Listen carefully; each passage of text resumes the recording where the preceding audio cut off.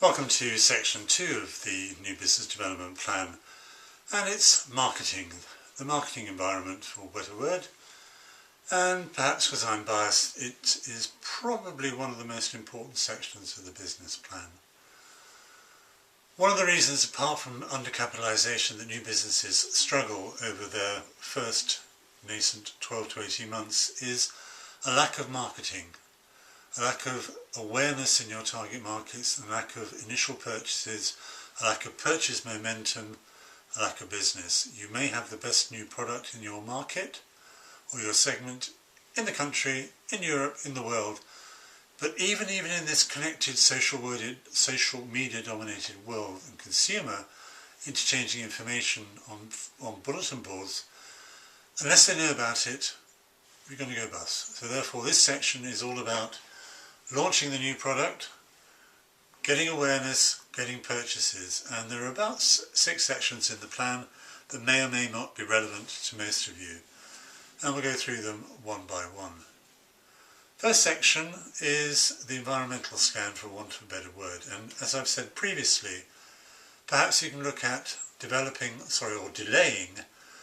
this particular section until you've had feedback on your initial proposal and talk face-to-face to a member of the module team to discuss whether you need to do any more secondary research on the external environment.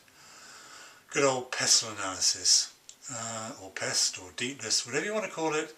You're looking at the trends in the external environment and analysing in your SWOT how they impact upon the opportunity, threats, etc. of your business.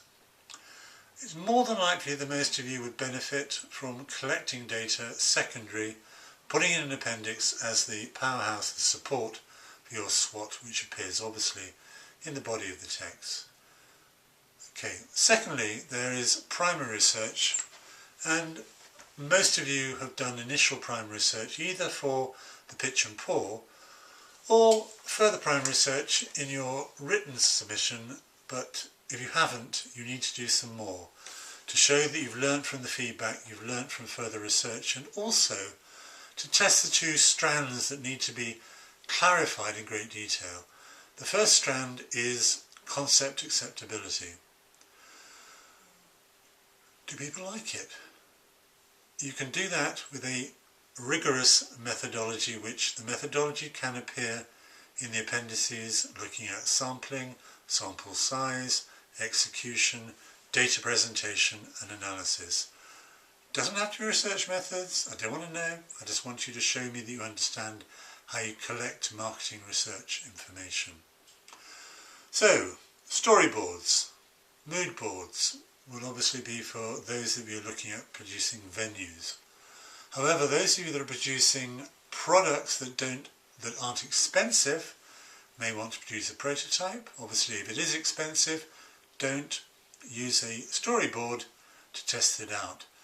Those of you producing food, such as crepes, cakes, cocktails, be careful about the forage soup, should provide taster sessions to see whether the customers actually like what you're producing. Equally important is testing how long it takes you to make these things and extrapolating or talking to somebody with catering expertise, such as John Lannon or Dougie, how long it would actually take and how you scale up into catering quantities for making your business commercial rather than domestic.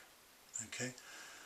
Research, section 1 of section 2. So 2.1 is your environmental scanning, call it what you like. Okay. Section 2.2 is looking at